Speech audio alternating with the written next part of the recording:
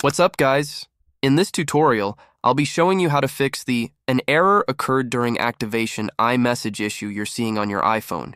If your iOS device is having trouble activating iMessage, the first thing you should try is disabling and re-enabling iMessage.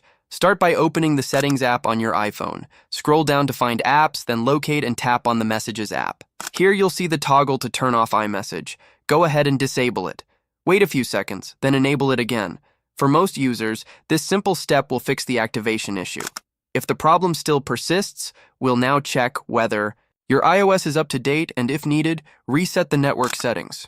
Go back to your main settings, tap on General, then tap Software Update. If there's an update available, proceed to download and install it. You'll need to restart your iPhone afterward, which alone can sometimes resolve the iMessage activation problem. Still getting the error after restarting? Then it's time to reset your network settings, which could be causing the issue. Go back to General Settings, scroll down and tap on Transfer or Reset iPhone.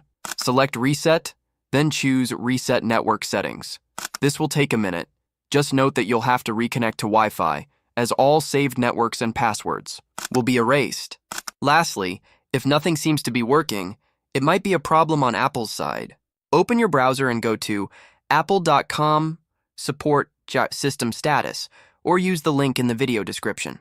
Expand the services list and check if iMessage is marked as available. If there's a server issue or ongoing maintenance, you'll just need to wait until Apple resolves it. I hope this guide helped you out.